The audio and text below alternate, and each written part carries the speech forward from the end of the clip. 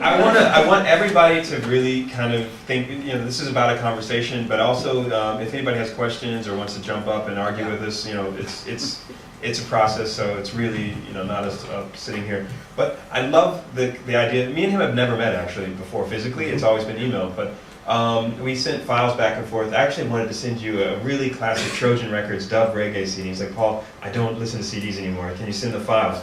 And I'm like, well, I'm at an airport about to get on a flight, and I can't, just... Well, it's not that. It's that my computer doesn't have an optical drive anymore. So I have to go back to my office and dock it in order to rip a CD. Wow. Yeah, so I mean, this is the other... I've stopped watching DVDs on airplanes since I bought a sub-notebook that doesn't have a DVD drive in it.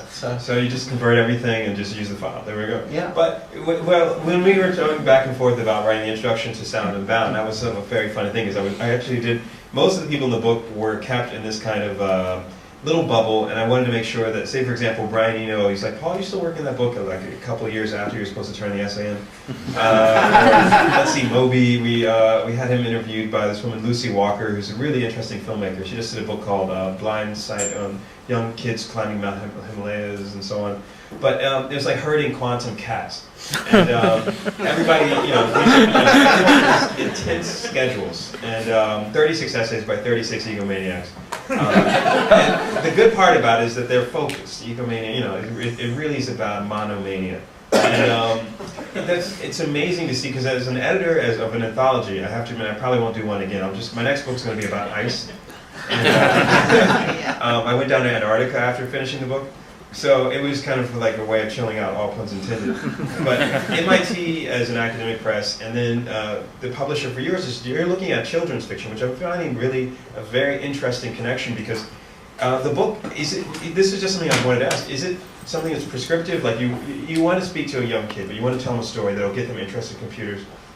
Is this something that's kind of like, you have a child coming out, or this just happened a couple I have a baby, yeah. Is this something you would almost want to tell your baby? Right? Yeah, well, totally. I mean, I really fear for the world that she's come into, and I spent a lot of time worrying about her relationship to databases when she was born. And I had this plan at one point. I was going to call, when I thought it was going to be a boy, I was going to call it like James, Fred, James, and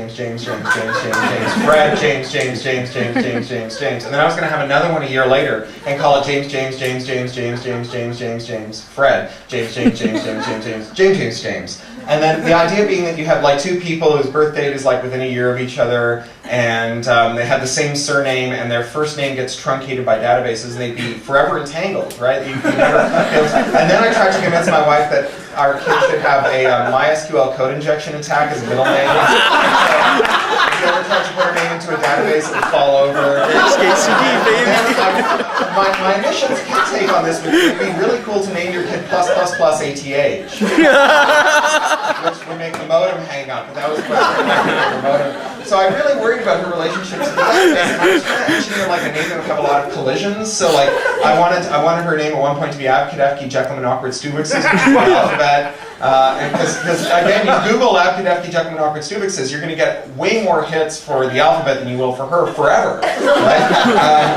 And then I think the best idea I had. So after she was born, the Hackney Town Hall, where we live in London, they issued us her birth certificate. It's just a laser printed sheet of A4 paper, as everything is now, a laser printed sheet of paper. And then I took that down to the Canadian Embassy with 2 pictures of her, basically just random photos of Winston Churchill would do, completely indistinguishable from all other babies at that size. And I said, I've made a Canadian, please give me a passport, right? And then they gave me a passport, and I had invented a Canadian. And I thought, I should go back in a year with just a different birth certificate, because they don't know what a Hackney birth certificate is supposed to look like at the Canadian Embassy, and 2 pictures of another baby, and just make her another identity that she could step into if she got tired of this one, if she needed to blow it off. But I made the mistake of talking about it on camera, and then I figured I couldn't do it. So, but I am really worried about her relationship to the database state and to surveillance, and I have not yet figured out what we're going to do about it, except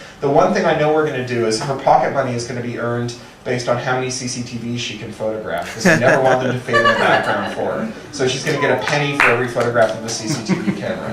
In London, that's like 100 times a week. But just for full school, how it's like a 7-name name. Yeah, it's Poesy, Emmeline, Fibonacci, Nautilus, Taylor, Doctorow. Right. Yeah. So, and I'm sure there's a mathematical thing. Well, there. so so poesy for poetry is the arts, right? And POESY, and Emmeline for Emmeline Pankhurst, the suffragette, and which is politics, science, sociology. Political science, sociology, and then Fibonacci, the mathematician, is physics, maths, and then Nautilus is earth science and biology. So we have all the fields of human endeavor in there. Or a child as mnemonic system. Yes. Right? So I saw a hand up. Rose. Or Rose, hi Rose. I share your sense of pessimism about the future, but I also share a sense of optimism that I think you feel as well, because of course writing young adult fiction is an act of optimism and looking forward to the future.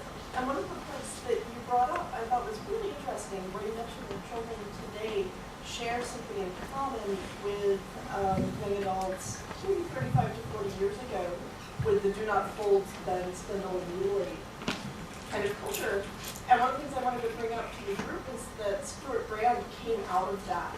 And so a lot of the things that have been good in the last 35, 40 years, so the whole catalog, the well, a lot of things that led to us all being kind of mutants, came out of a kind of moment of darkness. I agree, and I think that one of the things that technology is characteristic of technology is that it advantages attackers over defenders. So technology, by its nature, is fragile. It creates seams where different technological systems interact, and where there are failures that can be exploited and can be used to take down systems. That's why the natural condition of technology is slightly broken. And what that means is that in order to defend a status quo built on technology, you need perfect technology with no flaws. And to attack and topple a status quo built with technology, you need to find a single flaw in it and exploit it. The good news is that means that the institutions that are being erected today using technology to oppress people are fragile and easily brought down. The bad news is it's going to be really hard to build something that can withstand attack itself. That we probably have reached the end of status quo. Which is going to be an interesting future in and of itself. But my favorite example of this is like earthworks, right? So I use my bulldozers to build a wall around my city. I have to build a perfect wall. You use your bulldozer to knock down my wall. You need to find one flaw in it. But you can also look at what's going on with, like, say for example, Russia, the recent invasion of Georgia, where they took down the government structures using sort of cyber warfare techniques and denial of systems, all sorts of stuff. Yeah. Denial of service. That the nation states, I think, we're looking at an asymmetric situation. The same thing happened in Vietnam, where you had a really rigorously defined notion of machinic warfare, and that the Vietnamese were able to fight it to a halt. But there's lots of layers going on, which I think right now the U.S., especially in Iraq, I mean, one of the first things the U.S. did was shut down the Iraqi cell phone systems, and from what I've heard or read, Saddam Hussein's cell phone was used as a homing device for certain missiles, but at the same time he gave his cell phone to one of his copies or something, the guys are running around. So they sent the missile to the wrong house, that otherwise the whole war could have been avoided, and Exxon wouldn't have had such a big windfall.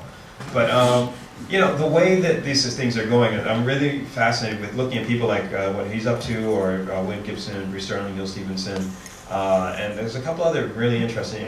Charles Stross, I think, is also in a similar circuit. Ken MacLeod. And but for me as an artist, I mean, I think I'm coming at this more from the arts and music, and right now there's a whole wave of creativity that this is not, kind of, for lack of a better word, the sustainability of it all is really interesting, and you're going to be seeing a lot more. Say, for example, I just did a conversation with Girl Talk, who's a young sort of computer programmer who came out of the biotech scene. But Montreal. Yeah, Canada. So there's a lot of alternative visions going on with music and art, and I'm really looking at more of the intersections. I'm hoping that we'll get more of this kind of intersection stuff out of the audience tonight. So.